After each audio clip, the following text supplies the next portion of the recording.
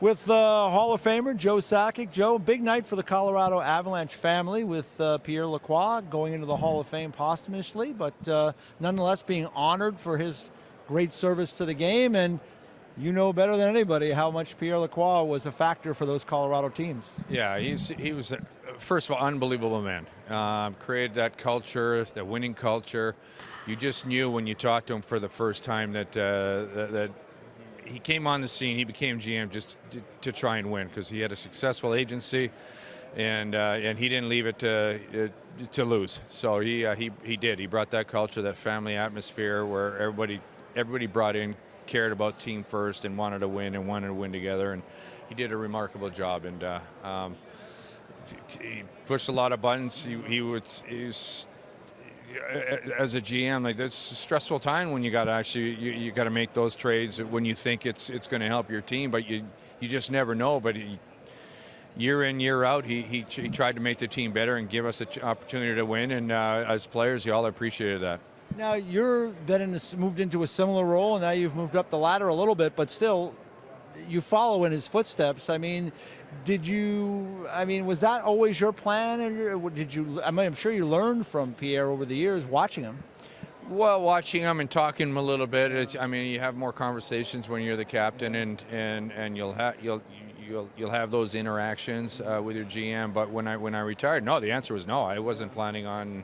I didn't have a desire to become a general manager.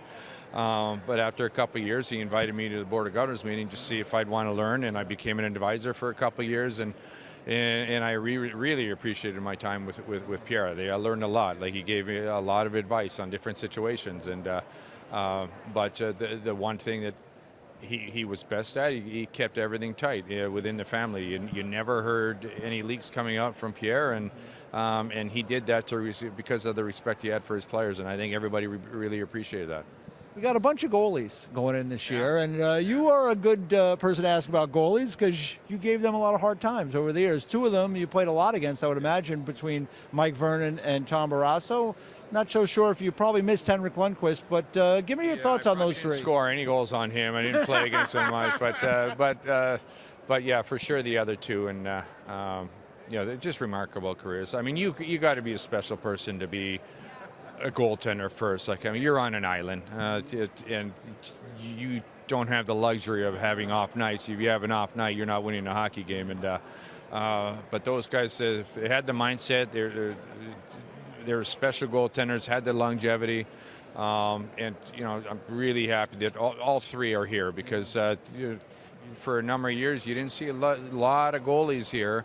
But your goalies are really, at the end of the day, if you're winning a Stanley Cup, you're winning because your goaltender is unbelievable. And good for them. They all deserve it. Last thing, I'd be remiss if I didn't ask you about your team. You started off pretty hot. It's been a little bit of a struggle of late. What do you think? A little bit. Hey, it's a long season. It's a long season. Yeah. What do you make of things right now? Yeah, we got off to a really good start, and then things got away from us a little bit. A little sloppy play, sloppy with the puck. But I know one thing with our guys, so much character in that room and belief and want to win, and they're going to dial it in and find their way back and get back to playing the way they can. That's just the type of team we have. But yeah, it's a rough patch right now. But you know what? 82 games, every team's going to go through a rough patch, and it's just how quickly you can get out of that rough patch. Joe, I would follow that just by saying 32 teams in the league now. It's hard to win, isn't it? Well, it's hard, and with the parity, and ever since the salary cap came in, it's tough because teams can turn it around quickly, and it's a tough league. And if you're not at your best, if you're not playing at your best, and the other team's feeling it, you're going to lose a hockey game. I mean, it's a tight league, and I think that's what makes the National Hockey League so great.